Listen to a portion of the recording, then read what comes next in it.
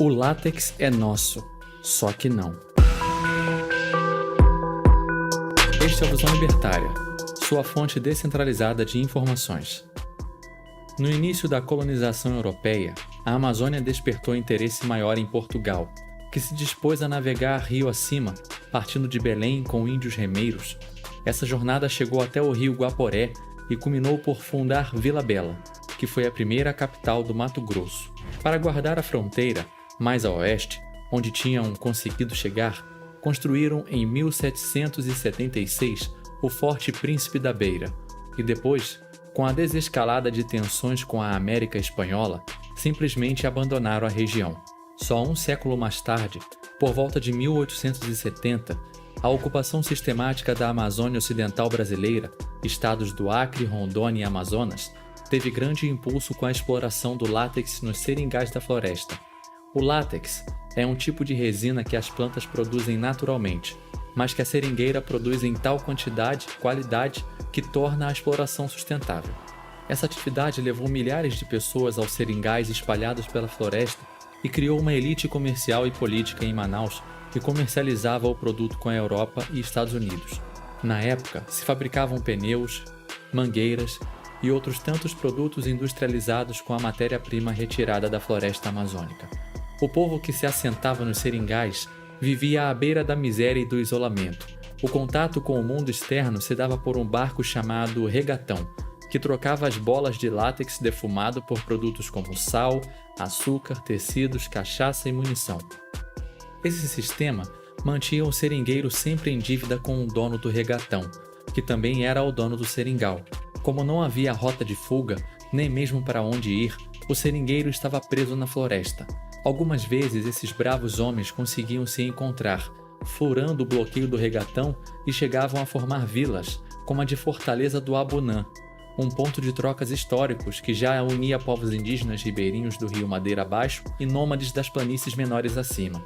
Enquanto os seringueiros sobreviviam a febres de todos os tipos, se você acha que a gripe do momento é grave, é porque realmente você não conhece nada sobre a Amazônia.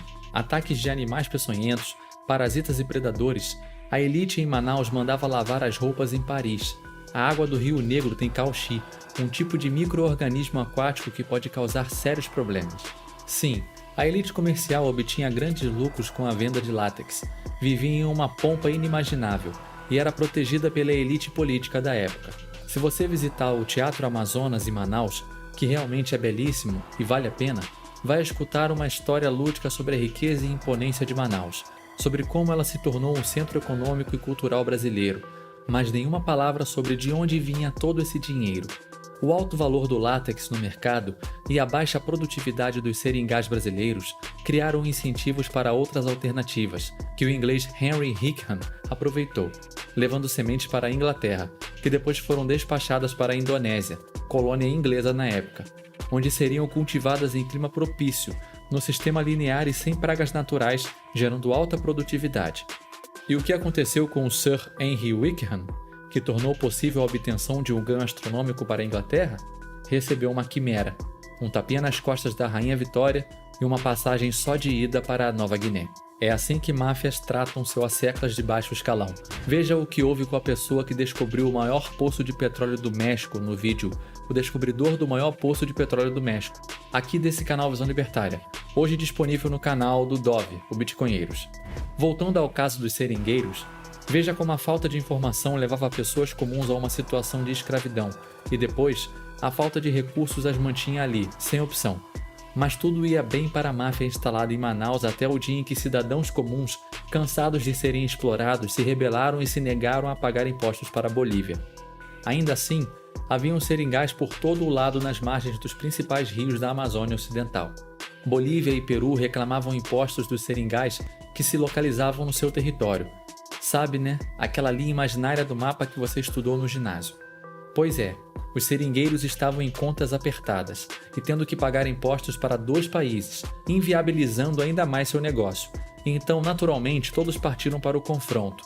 Quando se negaram a pagar os impostos para a Bolívia, chegou o exército boliviano. Não que fosse muita coisa, mas eram homens armados e treinados contra simples homens da floresta. Ao pedir ajuda à elite em Manaus, a resposta foi típica de mafioso. pague o imposto devido. Então os seringueiros se uniram e decidiram assumir o controle de seus destinos, contratando um ex-oficial militar chamado Plácido de Castro para treinar os seringueiros e formar um exército privado. Quer mais libertário do que isso? Quando vieram os bolivianos pegar o butim, encontraram agora homens acostumados com a selva, brutalizados pela vida, armados e treinados. Tiveram que voltar de mãos vazias e tentaram de novo, até que desistiram e foram apelar à máfia, na época instalada no Rio de Janeiro. O resultado final foi a anexação do Acre ao Brasil, com a indenização por parte do governo brasileiro e a construção da ferrovia Madeira-Mamoré para escoar o látex das regiões bolivianas do Beni e do Pando. Mas a festa duraria pouco, já que na década de 1920, as seringueiras enfileiradas na Malásia produziam 1/10 do valor das brasileiras nativas. Plácido de Castro viraria político no Acre e, por disputas de poder, seria assassinado com um tiro pelas costas, disparado por outro militar descontente. Mais de um século à frente, em 2008, Lula inaugurou em Chapuri uma empresa estatal chamada Natex para fabricar preservativos, esses que você pega de graça no posto de saúde. A fábrica estatal só tinha um cliente, o Ministério da Saúde. Nos anos petistas, o Acre ficou conhecido como a terra em que tudo é bonito, mas em que não se produz nada. A saga que vos narrei mostra como a quantidade e qualidade de informação que obtemos definem as decisões individuais e podem gerar situações adversas a nós mesmos. Mostra também a face perversa do Estado, que nunca garante a proteção que promete e, como sempre, se acertam entre máfias. Mostra como a livre organização de indivíduos e a capacidade de se defender pode levar a situações de mais liberdade individual ou do grupo ao qual você está inserido. E ainda, como as disputas de poder em um Estado são acirradas, levando a assassinatos e outros crimes brutais. Portanto, que a dura história da Amazônia Ocidental não nos deixe órfãos de exemplos. Não espere nada do Estado. Junte-se com outras pessoas que partilham de seus valores. Arme-se, troque informações, bens, serviços e, principalmente, ideias.